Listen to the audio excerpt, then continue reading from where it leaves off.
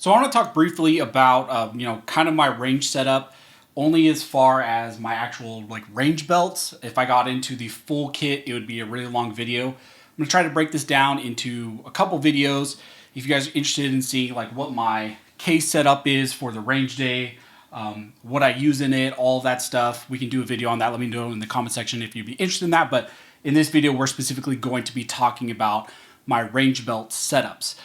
Before we jump fully into this, if you guys want to support the channel, this new channel where we're doing reviews and just kind of the arm race stuff, which is a little bit more fun, make sure you drop a comment down below, subscribe to the channel, like all of that stuff.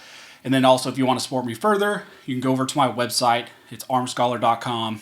We have a lot of stuff over there. You can get a free legal guide that will help you, avoid some very bad situations you can find yourself in, even though you're a law-abiding gun owner. And then we also have deals over there where you can find good deals to buy, quality stuff that I like and I would recommend to people. I'll also be putting a lot of the gear that I personally use on there as well, so you guys can find that. And then also we have merch and all that over there. So let's break into the actual range belt setups. Now, over the years of me training, I primarily used two belts over the last 6 years when I've been training a lot and getting more into courses and training and doing all that stuff a little bit more heavily. The first belt I really started on was this blue alpha gear. This is the Warrior Poet Society version. It's just simply black on black. The cool thing about this is it's worked really, really well. It's a two-piece belt, so a lot of guys know two-piece belts. I prefer two-piece belts. There are some out there where it's essentially a single piece, and then it's got rubberization inside, so you can kind of throw it over anything. Those are okay. I've used those in the past. I do find that they move around a lot, especially if you go to training courses where you're running around a lot and you're doing a lot of movement drills. I find that they move around too much for me, especially because I'm a bigger guy and I have quite a bit on my belt setup. So I prefer two-piece.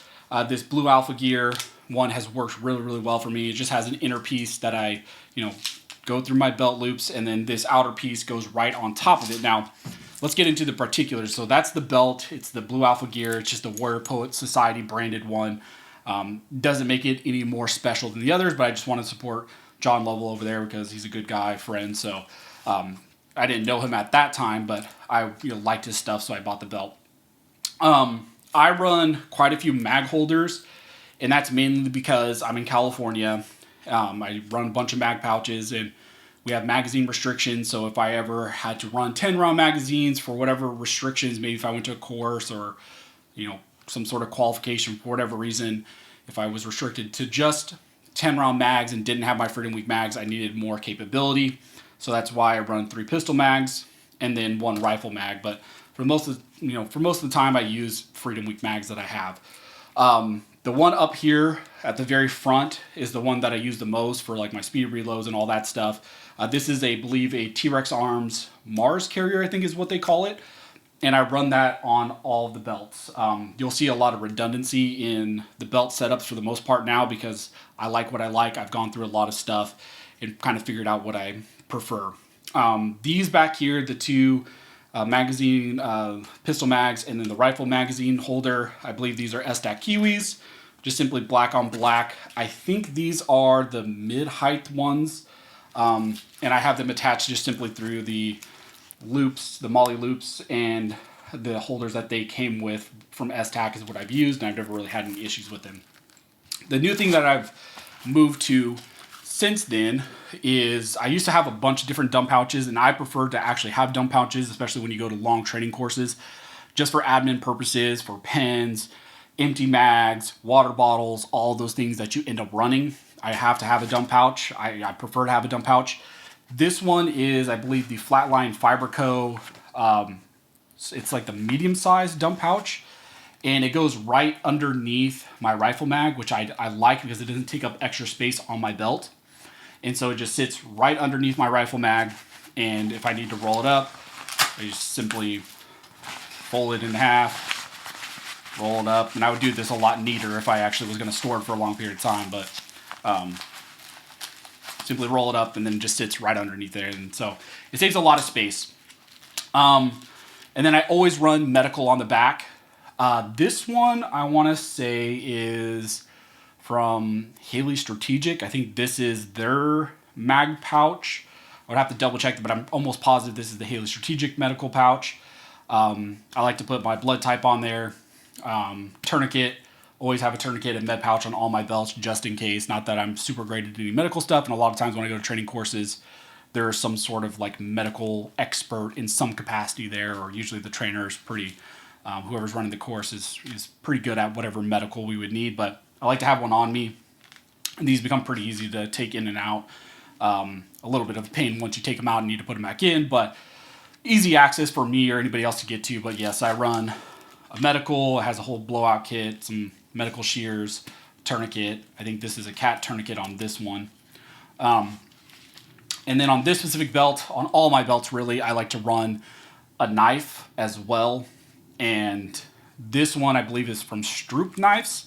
And I got this from the Route 66 event. Really like their knives. They're cool. I've run this one on this belt, I want to say, for a couple of years now. And really don't use it for anything specific other than just basic admin stuff on the range. If I don't have a pocket knife on me, at least I know I have one on the belt. And then another admin stuff that I have on the belt, on most of my belts, is a tack trap from Neomag. These are super useful for ear pro. When I take my ear pro on and off when we're getting instruction or whatever at the range, instead of putting it on my leg or off my head or putting on a mag, I just have somewhere I can sit it just directly. So, and that one's actually a specific one that Neomag made for me with my armedscholar branding on it. Really cool. So that's why I run that. It's really cool. Outside of that, my holster situation is just a basic like Safariland QLS system. Nothing crazy. I do run a leg strap on all of these because it helps to keep the holster actually in place when I'm drawing and I don't get weird flip because of these or anything like that. With the QLS systems,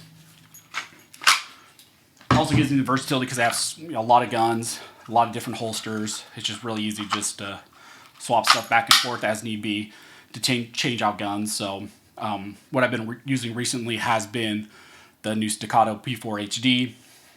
This holster is from Kinetech Holsters. They made this for me right when they became on the California roster. I reached out to those guys and asked if they were making holsters, and they got me one of the first ones out the gate when they became available, and this one's in multicam black. Highly recommend Kinetech Holsters. They make great stuff. I use a lot of their concealed carry stuff, and this is actually the first outside the waistband one that I've run. One of the things I'm also interested that they have is they have a universal outside the waistband holster, which might actually solve a lot of my problems because I have a lot of guns, so many holsters. I have a whole case full of holsters, and I don't even know what all of them are for. I need to dig through them and mark them up, but I've just been too lazy to do that. But it would be nice to actually have a universal outside the waistband holster that would solve that issue. So that was the belt I've used for the longest time, and I still use it every once in a while. Like recently when I was shooting the Staccato, I took this back out. But as you can tell, it's still a little floppy.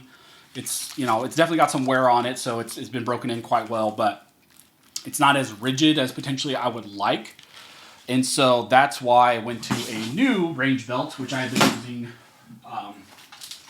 pretty much for the last, I think, year and a half or something like that. And this one, really cool, is from Subsecond belts.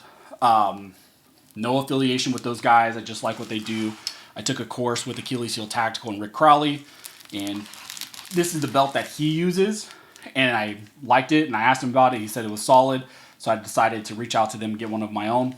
I paid for this. All this stuff I've paid for out of my own money. So if I'm giving shout out to anybody, it's just because I like their stuff. I use their stuff. They didn't pay me to do that. But one of the cool things that they did for me with Subsecond is on this specific belt, on the inner belt, again, what I like to run, got this one all in multicam black. And on the inside, you can see it's multicam black. But then they also have a leather piece in there. And on the leather piece in here, what they did for me is they put my channel brand on here, and then they did my tagline. This station was built by Armed Scholars, and the station will be maintained by Armed Scholars, which is really cool. Just kind of like something neat to have with your own branded stuff on it, and they can do this pretty much for anybody. It's a special order you have to do through them. I think it costs a little bit more. I think I paid a little bit more for that. But they do it in a ton of different colors and all that. The main belt, again, is all multicam black. I just wanted a different color also, so when I just looked at these belts at a glance, I could kind of tell the difference. All multicam black. Again, the setup is fairly similar. This one, again, has the T-Rex Arms Mars carrier for the speed reloads for the pistols. And then this one's a little bit different because I got a kit of the, I think it's Wilder Tactical pouches. And so I do 2 pistol mags here of the Wilder Tactical pistol mags.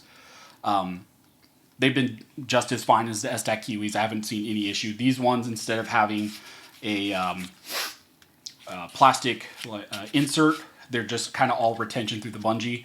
And you can tighten and loosen them based on your needs. Haven't seen any issues. I haven't experienced any issues. No yard cells or anything with these. That's what I was kind of initially concerned with when I switched to them, but haven't had any issues. And then as far as the rifle mag, I'm still using the S-Tac Kiwi with the Kydex or plastic insert. The cool thing about the Subsecond, unlike the Blue Alpha gear, is all of the attachments, and you might be able to see here, go directly through the middle of the belt. So you're not getting this molly loop out, and you're not really taking up any of your Velcro space other than when I ran this Mars carrier. So with the Mars carrier, you can kind of see that it's taking up some of the Velcro right there. But for the rest of the belt, everything inserts directly in the middle of the belt. So it leaves all this all the Velcro real estate open. So it sits really, really nice on my body. That's one of the big pros for this. I like that. They also, on the outside, include all this webbing. So if you needed to, I guess, in a quick situation, throw an extra mag into one of these webbings or throw something in there, you could do that. If you needed an extra holder, I guess. I wouldn't recommend that, but at least you have that versatility with this belt. Dump pouch is the same one that I was also running on the Blue Alpha gear belt. It's just the Flatline Fiberco dump pouch and multicam black. The theme with this one is pretty much all multicam black. The medical on this one is different from the other one. This is the Flatline Fiberco, like little mini medical pouch. And I like this one because also the tourniquet sits directly underneath the mag pouch instead of it being on top of it. And that's a little bit more comfortable for when you need to sit down in a car, if you're doing some like vehicle training, or even when you're just out at the range for a long time and you sit down for lunch or whatever, if you're not taking it off your belt, you don't have an extra kind of protrusion on the back of your spine when you're sitting there for long periods of time. So I like that. I like that it's just kind of sitting separate. Has an extra spot where I can put Sharpies if I need some Sharpies, but don't really ever keep the Sharpie back there. If I have a Sharpie, it's going to go in the dump pouch. As far as the knife, like I said, I keep knives on pretty much all my range belts. For this one, this is the Montana Knife Co. Blanking on the name of this one. I don't know why I'm blanking on the name. I'll put it down in the comment section once I remember. But I've had this one for a few months now. Really like it. Switched to this one. And the attachment for this essentially is just going, again, right through the middle of the webbing so it doesn't take up any of the Velcro space. And this is just simply an ulti clip. And I've seen no issues with this. It hasn't come loose. It moves a little bit, but I kind of like that. So if I need to adjust it here and there, but it's not flying out. It's not coming out there. And then the other difference on this belt from the one I was using prior is instead of just the Safariland kind of attachment, which just loops directly through the belt and it loops up through the top, and it has a lot of room. You can see like I can touch it and slide it, and that changes the position of the draw. And so that was kind of a pain point for me with that one. If I would throw it in a case or anything like that, it could kind of change the position of where my gun was or anything like that, kind of change the draw position. With this Wilder Tactical one, again, it goes directly through the webbing, doesn't take up any of the Velcro space, and it's locked in there. It has 4 screws, and it's just the position you put it in that's where it stays. And I really like that. And again, just a QLS system, so I can kind of hot swap whatever holsters, whatever guns I need. And then simply also another leg strap. I don't think this one is a specific brand of, I don't even know where I got this one. Just had another one laying around that I put on this. On the other belt, I think I have like a TRX Arms leg strap, but that's pretty much the fundamentals of what I run. I kind of like what I like. I ran that one, the blue Alpha Gear one, for a really long time, for years. Had some issues with it, decided to upgrade, got this one. And as you can tell also, this one is just like so much more rigid than the blue Alpha Gear one. It doesn't have as much sag. A lot of that too with the blue Alpha Gear, of course, because I put a lot of time behind that one. It's broken in quite a bit more, but I also still have thousands of rounds and a ton of hours through this one as well. And I think the only other thing I missed was, again, another Neomag tack trap that I have back here behind my rifle mags, because on this belt, that's where I like it. Again, branded by Neomag, which is really cool. I like that they did that for me. Again, not sponsored by them or anything. They just sent those to me. I liked it. So I know a lot of the guys over there.